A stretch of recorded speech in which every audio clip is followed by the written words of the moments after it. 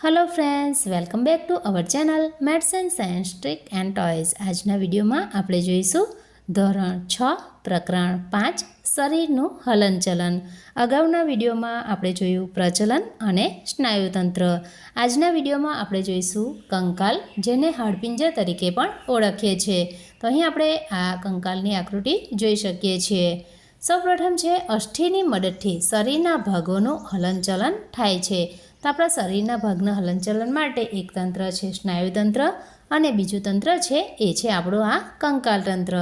કાંડું લચીલું છે, જે નાના નાના અસ્થિઓનું બનેલ છે, જેને મણિબંધાષ્ઠિ તરીકે ઓળખવામાં આવે છે। અહીં જે આપણું કાંડું છે એ લચીલું છે, નાના નાના અસ્થિઓ એટલે કે હાડકાથી બનેલું હોય છે અને આપણે એને મણિબંધાષ્ઠિ તરીકે ઓળખીએ છીએ। સાંધા, હાડકાં અને કાષ્ઠીઓનું બનેલું તંત્ર, જેને આપણે કંકાલ તંત્ર કહીએ છીએ।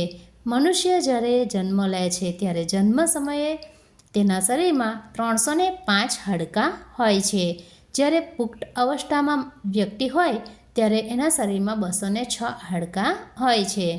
અગ્ર ઉપાંગ અને પશ્વ ઉપાંગ, અગ્ર ઉપાંગ એટલે કે હાથ અને પશ્વ ઉપાંગ એટલે કે પગ, તો બંનેમાં 30 અસ્થિઓ આવેલા હોય છે। આ જે આપણું કંકાલ તંત્ર છે એ માનવના હલનચલન માટેનું આ તંત્ર છે।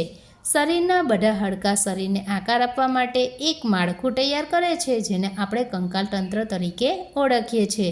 તો આપણા શરીરને આકાર આપવા માટે વપરાતું જો કોઈ તંત્ર હોય તો એ છે કંકાલ તંત્ર। જો કંકાલ તંત્ર ન હોય તો આપણા શરીરનો જે આકાર આપણે જોઈ શકીએ છીએ એ પ્રકારનો આકાર આપણને જોવા ન મળે। એના કાર્યો: શરીરની અંદર આવેલ નાજુક અવયવોનું રક્ષણ કરે છે। તો શરીરની અંદર જે આપણા નાજુક અવયવો જેમ કે મગજ, હૃદય, ફેફસાં જેવા નાજુક અવયવોનું રક્ષણ કરે છે। શરીરને હલનચલનમાં મદદરૂપ થાય છે। અને ત્રીજું છે સુનિશ્ચિત આકાર, મજબૂતાઈ અને આધાર આપે છે। તો જે કરોડરજ્જુ જે છે એ આપણા કંકાલ તંત્રનો એક ભાગ છે, જે આપણા શરીરને આધાર આપવા માટે ઘણો ઉપયોગી ઘટક છે। અગ્ર બાહુમાં 2 અસ્થિઓ આવેલા હોય છે।